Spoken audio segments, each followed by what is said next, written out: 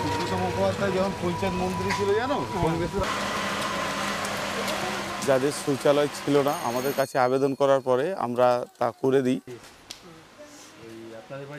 বিভিন্ন মাইক প্রচার এবং ট্যাবলোর মাধ্যমে প্রচার চালিয়ে মানুষের মধ্যে অ্যাওয়ারনেস জাগিয়ে আমরা এই শৌচক্রিয়া বন্ধ করেছি খোলা মাঠে।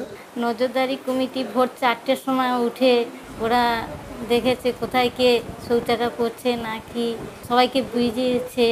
স্কুলে দিদিমণিরাও বাচ্চাদেরকেও বলেছে। আমরা সকলে শপথ নিচ্ছি আমরা নিজেদের পরিচ্ছন্ন রাখবো, আমাদের চারপাশকে পরিচ্ছন্ন রাখবো। যখন শৌচাগার ছিল না তখন অসুবিধা হতো তো, এখন তার তুলনায় অনেকটা সুবিধা। আর মাঠে ঘাটে আপনারা কেউ যান না তো। সকাল থেকে আমাদের প্রতিটা বাড়িতে ভেরিফিকেশনে যাওয়া হয়েছে পায়খানা আছে কিনা। শৌচাগারে আছে তো, আপনাদের শৌচাগারে সাবান আছে তো? আর যখন বাড়ি বাড়ি বেরিয়েছি দেখলাম প্রত্যেকে শৌচালয় ব্যবহার করছে এবং পঞ্চায়েতের যথাযথ নিয়ম মেনেই চলছে। গ্রাম আমাদের শৌচালয় ছিল না, আগে অসুবিধা ছিল আমাদের প্রচুর।